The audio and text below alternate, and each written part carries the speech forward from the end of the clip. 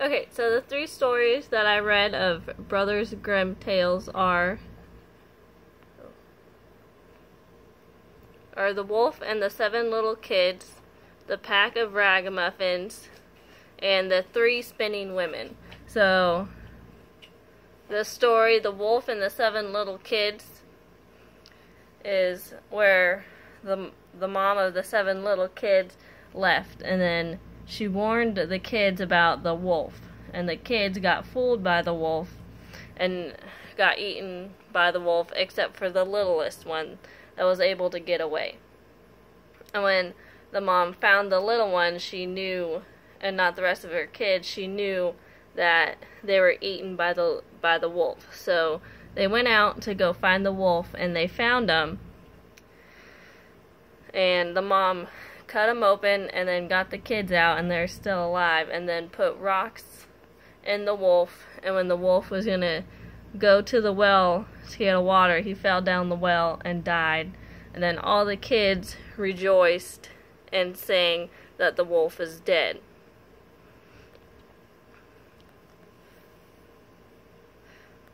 And this is a folk tale because it gives kids a lesson not to let anybody in the house that they don't know, and that it's not really real, that you can't cut anything open and get kids out. But it does fall into that category of the folk tale. And then the other story, The Pack of Ragamuffins, is about how two hens went to go on a hill and eat some nuts, and then they're there too late that they do a carriage and they ride back, and then they find a duck, and then the duck ends up giving them a ride, and then they find a pen and a needle too that ride with them, and they end up at a hotel like super late at night, and the owner doesn't want to let them in, but he does, with under one condition, that he gets a duck and an egg that the chicken laid.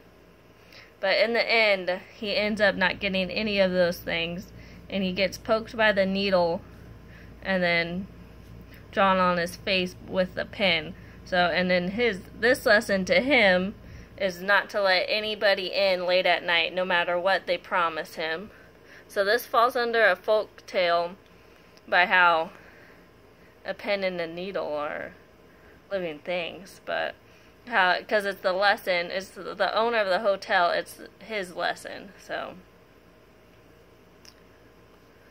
and then the last one, The Three Spinning Women, that's about how a girl doesn't want to spin, and her mom is not very happy about that, but she gets sent away to live at the queen's house. But then she has all this thread to spin in 3 rooms, and she doesn't want to do it. But then she meets 3 women, who one has like a large foot, and one has like a, they all have something wrong with them. And the queen says, if you can thread all of the, spin all of these, you'll be able to marry my firstborn.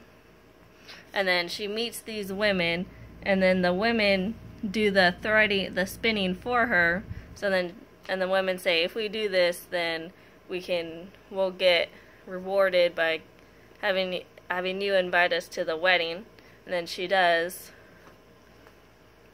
And then the king meets the 3 women, and he doesn't like them. He doesn't like how they look, and then the 3 women tell him it's from spinning, and then the king doesn't want the girl that he's married to spin anymore. So she didn't really learn anything, but she does get her way, because she didn't like spinning in the beginning, and at the end she never has to spin again, because now her new husband doesn't want her to do it.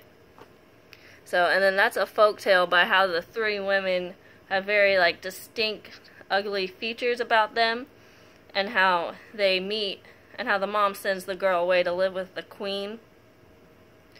And no one really, and then the girl is rewarded in the end by doing what she wasn't really supposed to, because she was supposed to spin all the thread, and she had 3 other ladies do it. So, and then the tall tale that I read at the library was Apples to Oregon. And that story is about, in the frontier days, how this one family brought apple trees all the way out to Oregon and all their adventures through that, and how people said they weren't able to make it, but then they were able to make it all the way to Oregon.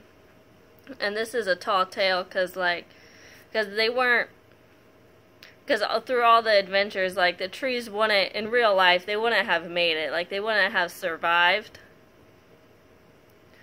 So, and then, like, that's a distinct feature because they're trees and they would have died. And then they went through, the whole family did a bunch of stuff to keep their family together and keep the trees alive and growing. And then this one adventure that one of the oldest daughters went on was to keep Jack Frost away. So she made this big fire to keep it away, which really wouldn't have done it. And then they say that she threw a big stick at it, so, from the fire, but in real life that wouldn't have happened. And then my why story is why butterflies go by on silent wings. And this is about, in the beginning, how they were so, like, the whole jungle and the forest were so noisy, but all the animals were noisy, but the noisiest ones were the butterflies, and how annoying and how loud they were, and they were the loudest out of all of them. But then one day, a big storm came, and then that just silenced them, and they saw how beautiful, like, after the storm, how beautiful everything was, like the rainbows and the flowers, and then it turned the butterflies beautiful too, so they were enjoying how beautiful they were, and they wanted to keep the peace and enjoy the silence and the tranquility of everything. And then this makes it a why tale because it's why the butterflies are silent and their wings are silent right now. And then, like, the universal features is we all know butterflies are peaceful and quiet, but in the beginning it says that they were very noisy and they were the loudest out of all the animals. And then the human traits is the butterflies talk and all the animals in the jungle talk. So. And then the one trickster tale is Pig Boy. So it's a trickster tale from Hawaii, and it's about this pig. And one of the grandmas really loves this pig, but he gets in so much trouble. And he's able to get out of it every single time. So he's a very trickster, and he can turn himself into different things. And then at the end, he just goes back to his grandma, and nothing really bad happens to him because he's able to get out of it because he is a trickster. And it makes it a trickster toy story because the pig is able to form himself and be able to disguise himself and manipulate people to get his way. And then, like, the cultural feels is it's from Hawaii, and it is like, and it does have like the emperor in it. So, and then the basic human traits is it does say that the pig talks and can like walk and turn into everything. So, and then my one myth story is Dogs of Myth. And it's about the different breeds of dogs and like different myths they have and why that's why they are, like the coyote, how it's so mean and is in the night and is always howls in the night. And it's a myth because it's not really real. It's how they become how they are.